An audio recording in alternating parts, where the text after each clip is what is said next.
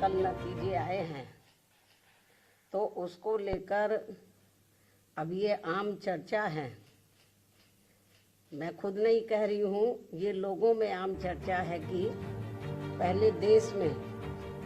Ballot paper के जरिए चुनाव जीतने के लिए सत्ता का दुरुपयोग करके फर्जी वोट डाले जाते थे, और अब तो ईवीएम के जरिए भी ये कार्य किया जा रहा है,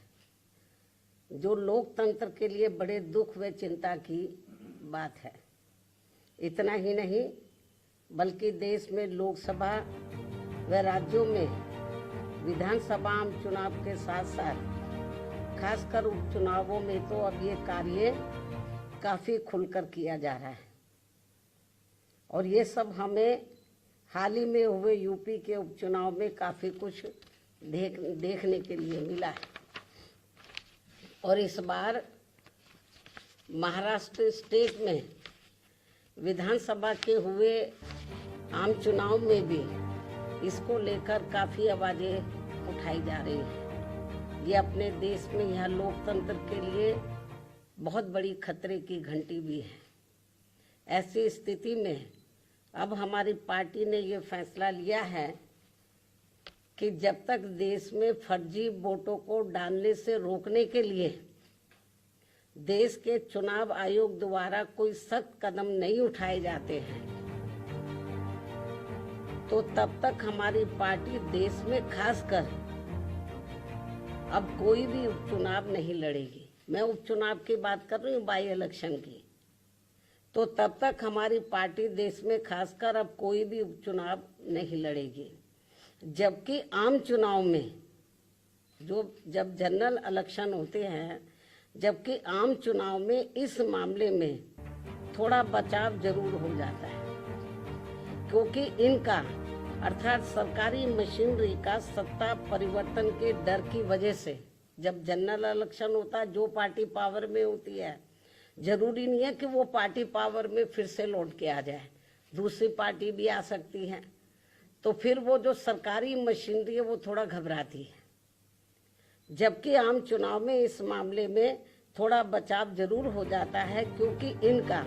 अर्थात सरकारी मशीनरी का सत्ता परिवर्तन के डर की वजह से आम चुनाव में इनका जनता पर कोई ज्यादा दबाव या डर आदि नहीं होता है, जिसे खास ध्यान में रखकर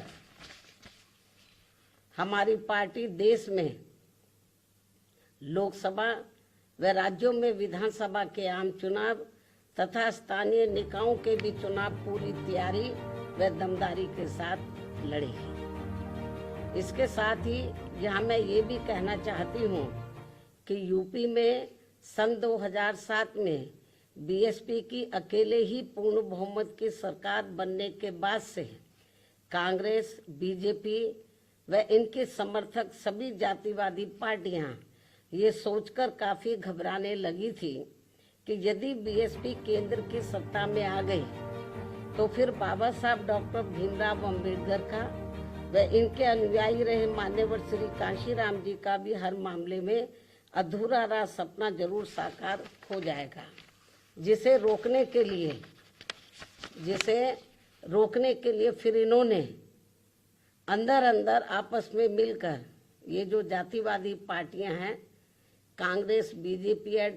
कंपनी के जो लोग हैं, फिर इन्होंने अंदर अंदर आपस में मिलकर वे पर्दे के पीछे से खासकर दलित समाज में से बिकाऊ व स्वार्थी किस्म के लोगों के जरिए अब इन्होंने अनेकों पार्टियां बनवा दी सन 2007 के बाद से, जिनको चलाने व चुनाव लड़ाने आदि पर पूरा धन इन्हीं पार्टियों का लगता है। तभी ये पार्टियां कई कई दर्जन गाड़ियों को साथ में लेकर चलती हैं, और अब तो ये हेलीकॉप्टर व प्लेन से चुनावी दौरा भी करते हैं। ऐसी लोगों में ये आम चर्चा है। जबकि हमारी पार्टी बीएसपी इसके लिए पार्टी के लोगों से बीएसपी सदस्यता आदि के जरिए अपना खर्चा खुद उठाती है। यहाँ ये भी गंभीरता से सोचने की बात है। और इतना ही नहीं, बल्कि फिर ये विरोधी पार्टियां अपने राजनीतिक लाभ के लिए उनके हिसाब से उनसे उम्मीदवार खड़े करवा के अब बीएसपी को कमजोर करने में लगी है। इसके साथ ही अब तो इन बिकाऊ व स्वार्थियों को मजबूती देने के लिए अब ये विरोधी पार्टियां अपना खुद का भी वोट ट्रांसफर करवा के इनके हर राज्य में 1-2 MP व MLA भी जितवा कर भेज रही है। इसलिए ऐसी सभी बिकाऊ व स्वार्थियों की पार्टियों को अब अपने भोले भाले दलितों, आदिवासियों, अन्य पिछड़े वर्गों व अकलियतों को भी अपना एक भी वोट देकर